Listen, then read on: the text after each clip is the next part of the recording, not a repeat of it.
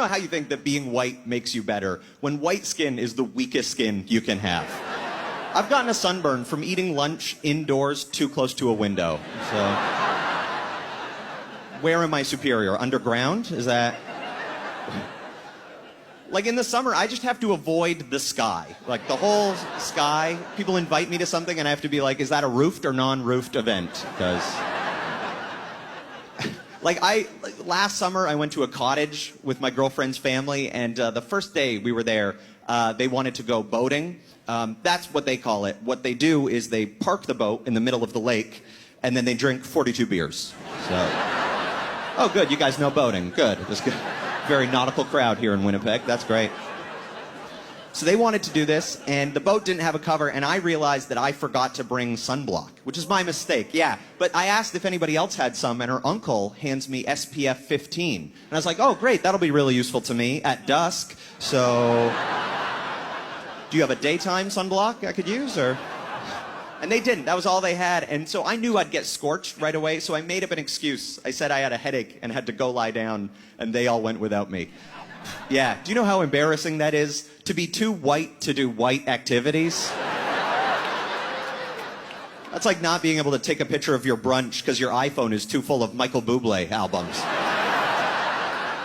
For generations, black skin has been misunderstood, criticized, and surrounded by myths. What some people dismiss as a joke often reflects deeper misunderstandings about biology, history, and beauty. In this story, what began as a comment about black skin quickly turned into something much bigger. Instead of responding with insults, many people responded with facts, explaining the science behind skin color and challenging stereotypes that have existed for decades. By the end of the conversation, it became clear that this wasn't just about skin color. It was about understanding, respect, and correcting misinformation. Let's take a closer look.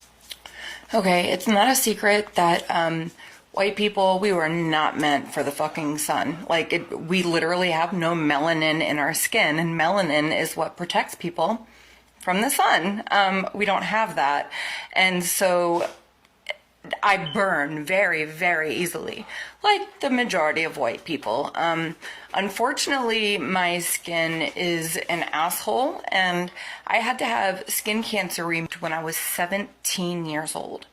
And I've had it removed 2 or 3 times since. I've got a gnarly scar on my back because of it. That was fucking scary. And because of that, I've always been ultra cautious in the sun. Whenever I go to the beach, I live in Florida, so we love the beach. We have a tarp and umbrellas and a shitload of sunscreen, and it is reapplied all day long, and I stay in the fucking shade unless I'm playing in the water, and I don't go out for more than a few minutes at a time because of my skin's sensitivity to the sun.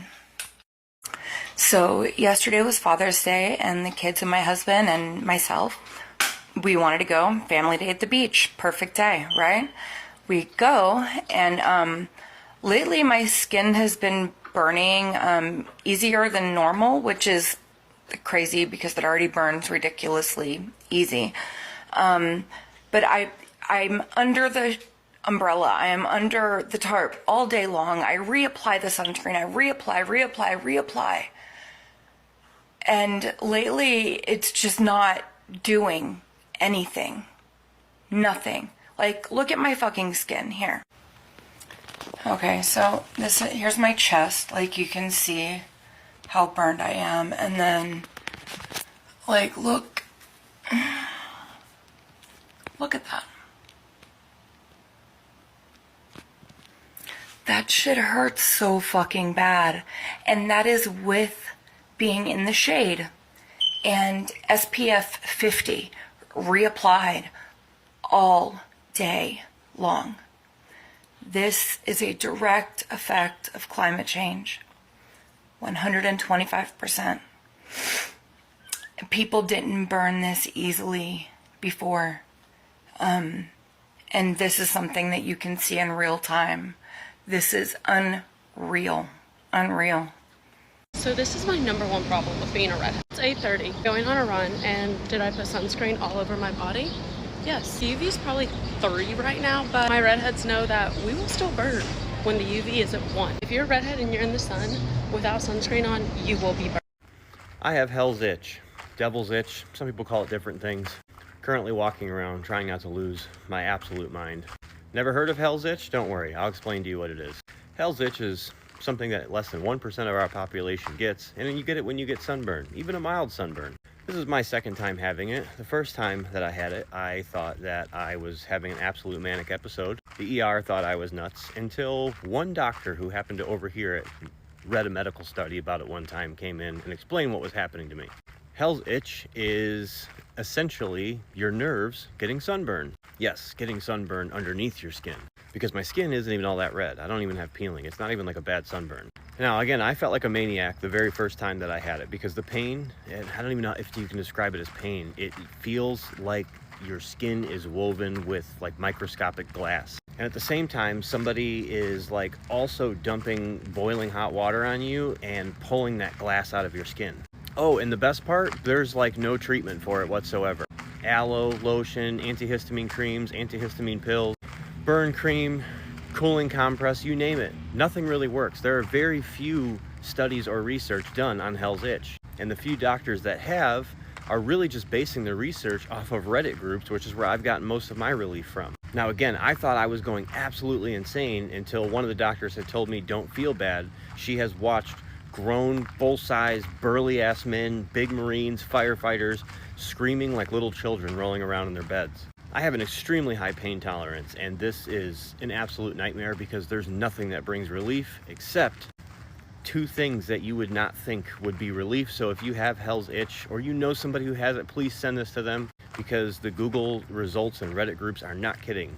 Boiling hot water in the shower on your skin, hotter than you can bear it, will give you relief for a couple hours. Hot air from a hairdryer will give you relief for a couple hours. I know it sounds insane, but essentially you're tricking the nerves or like resetting the nerves. Another popular thing that I've read about and there has been some studies on, which I'm not able to try tonight because nothing's open that I can buy it, is beta-alanine or beta-alkaline or something like that, which is an ingredient you find in most pre-workouts. Most people specifically mention C4 pre-workout. And I wouldn't even be opposed to drinking that right now, even though it's late. I'm not gonna sleep anyway with this. Just took my third scalding hot shower of the day and covered myself in ceramine lotion. That's another one that has some relief effects.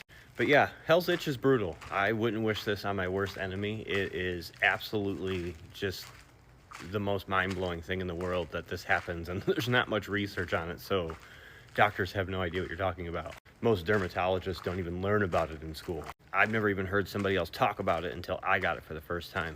So if you got it or you're laying in your bed right now with mild sunburn and absolute agony from itching, you have hell's itch. That's what it is. The more you know. Say a prayer for this sunburn because I fell asleep today in the sun for 2 hours and the UV was at a solid 10. And at this point, I'm afraid I have sun poisoning, so. That is needed. Very good, yeah. Sometimes I'm really humbled by how violently white I am. Like I'll go to the beach, I'll apply sunscreen diligently every 30 minutes without fail. I'll be on top of it, rubbing it in, everything. And it doesn't matter. It does not matter what I do, this will happen. This will happen.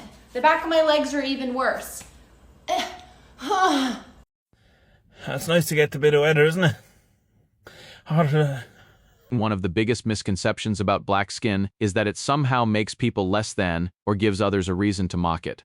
In reality, skin color is simply the result of different amounts of melanin, a natural pigment found in everyone's skin. People with darker skin generally have more melanin, which helps protect the skin from damage caused by ultraviolet UV rays from the sun. That doesn't mean black people can't get sunburn or skin cancer. They can, but melanin does provide additional natural protection compared with lighter skin. This isn't a matter of opinion or pride, it's a well-established part of human biology. That's why many people push back against the jokes. And they weren't just defending black skin, they were pointing out that mocking someone's natural features ignores basic science. The conversation also reminded many viewers that for generations, black skin was unfairly treated as something to hide or change. Today, more people are challenging those outdated ideas and celebrating the diversity of human skin tones, but the science is only part of the story. The deeper issue is why natural differences have so often become targets for criticism in the first place. And for many in the black community, comments about skin color are not heard in isolation. They are often connected to a long history of discrimination, stereotypes, and beauty standards that favored lighter skin, while treating darker skin as something to be mocked or diminished. That history is one reason why many people choose to respond with education instead of anger. They point out that black skin is not a flaw to be corrected. It's a natural expression of human diversity. Across the world, people of every skin tone have made extraordinary contributions to science, medicine, business, education, sports, the arts, and public service. A person's character, talent, and achievements are not determined by the amount of melanin in their skin. Supporting the black community means recognizing that everyone deserves to be treated with dignity and respect, regardless of their appearance. It also means challenging misinformation with facts and encouraging conversations that are rooted in understanding rather than stereotypes. In the end, this discussion wasn't really about who had the last word. It was about replacing myths with knowledge, replacing ridicule with respect, and reminding people that diversity is part of what makes humanity stronger. What are your thoughts? Share your opinion respectfully in the comments below.